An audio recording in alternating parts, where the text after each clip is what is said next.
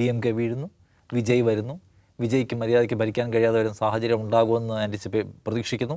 ആ സാഹചര്യത്തിൽ പുതിയൊരു ഓൾട്ടർനേറ്റീവ് ഉയർന്നു വരുന്നു. അപ്പോൾ അണ്ണാമലൈ ഒരു പക്ക RSS BJP അനുഭാവിയും സ്നേഹിതനുമാണ്. അദ്ദേഹം നോക്കുമ്പോൾ അദ്ദേഹത്തിൻ്റെ തമിഴ്നാട് മോഡൽ നേരത്തെ കൊണ്ടുവന്ന സംഗതി വർക്കായിട്ടില്ല. പുതിയൊരു കാര്യമായിട്ട് അദ്ദേഹം ഇറങ്ങുകയാണ്.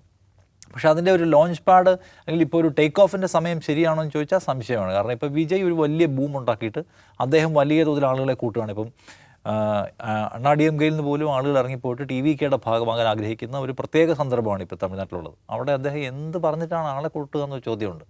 എനിക്ക് തോന്നുന്നു പുള്ളി വെയിറ്റ് ചെയ്യേണ്ടി വരും. വിജയ് കൂടി പുള്ളി വിചാരിക്കുന്നത് എനിക്ക് തോന്നുന്നത്, അതായത് DMK വീണതിന് ശേഷം വിജയ് വന്നിരിക്കുന്നു.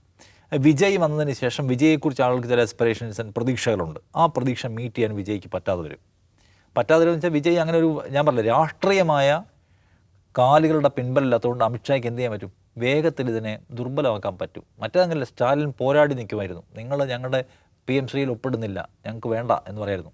ഇതങ്ങനെയല്ല. ഇത് വളരെ ദുർബലമായിട്ടുള്ള, പൊളിറ്റിക്കലി ആൻഡ് സ്ട്രക്ചറലി ദുർബലമായിട്ടുള്ള ഒരു സംവിധാനത്തെ അമിത്ഷായ്ക്ക് എന്ത് ചെയ്യാൻ പറ്റും? വിരട്ടിയും സമ്മർദ്ദത്തിലുണ്ടാക്കിയും വീഴ്ത്താൻ പറ്റും. അങ്ങനെ വീഴുമ്പോൾ ജനങ്ങൾ നിരാശരാകും.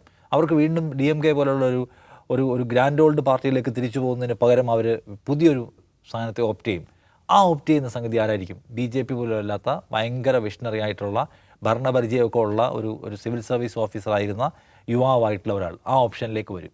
BJP RSSനെ കണ്ടില്ല, അതിനെപ്പോഴും ലോങ് ടേം പ്ലാനല്ല ഉള്ളത്. മറ്റന്നാൾ നടപ്പിലാക്കി കളയാം എന്ന് പറഞ്ഞ് ക്ഷമയില്ലാത്ത ഒരു സംവിധാനമല്ല RSS. അപ്പോൾ അടുത്ത ഘട്ടത്തിൽ വിജയ് വീഴാൻ പോകുകയാണെന്ന് വിചാരിച്ചിട്ടുള്ള ഓപ്പറേഷനാണ്. അപ്പോൾ എനിക്കിത് മൊത്തത്തിൽ ഈ ഡിസൈനിൽ നമ്മൾ കാണണം.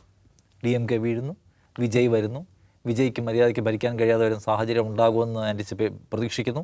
ആ സാഹചര്യത്തിൽ പുതിയൊരു ഓൾട്ടർനേറ്റീവ് ഉയർന്നു വരുന്നു എന്ന് പറഞ്ഞാൽ വലിയ ഡിസൈൻ പ്രവർത്തിക്കുന്നുണ്ട് എന്ന് സംശയിക്കാൻ കഴിയുന്ന സാഹചര്യം അത് കൂടുതൽ വെളിപ്പെട്ട് വരുന്നു എന്ന് വിചാരിക്കുന്ന ഒരു ദോഷൈക ദൃക്കാണ് ഞാൻ.